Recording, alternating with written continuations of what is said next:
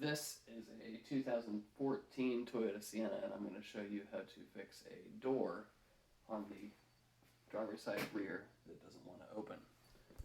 So, first I'm going to show you what it's been doing.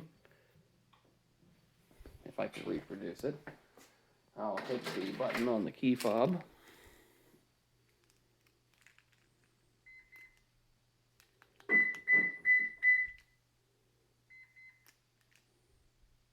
It won't open. If this happens, or if it opens but it only opens a little bit and it catches right here, what's happening is that there's a fuel door safety flip-up cutoff thing that shows up down here, and I'm going to show you that here. And the problem with this Sienna is that the door has a sprung hinge. So if I go ahead and pop this right here, what's happening, I'm going to get the light so you can see a little bit better.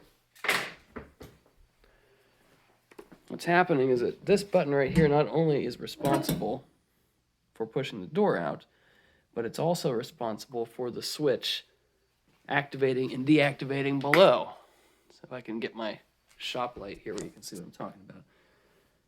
So if you listen, that's the switch dropping under there. It's actually a catch, not really a switch. And the reason that this is happening is because if you look at the hinge here, it's actually disconnected at the top. So when I shut it, it's sprung out a little bit here, even when it's latched. So I push it in enough,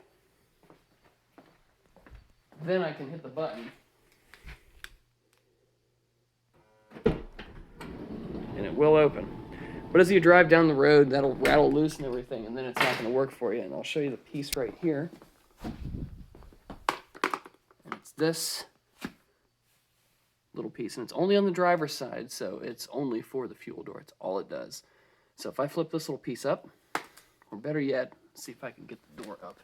If I pop the fuel door switch, or the release lever under the trunk here, or under the trunk, sorry, under the dash, you'll see it pop up.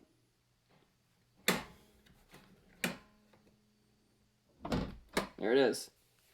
So what's happening, since that piece is sprung in there, it's not sticking up this far, but it was sticking up about half that height. So the solution is to fix that, and then this will work properly. Hope this helps someone.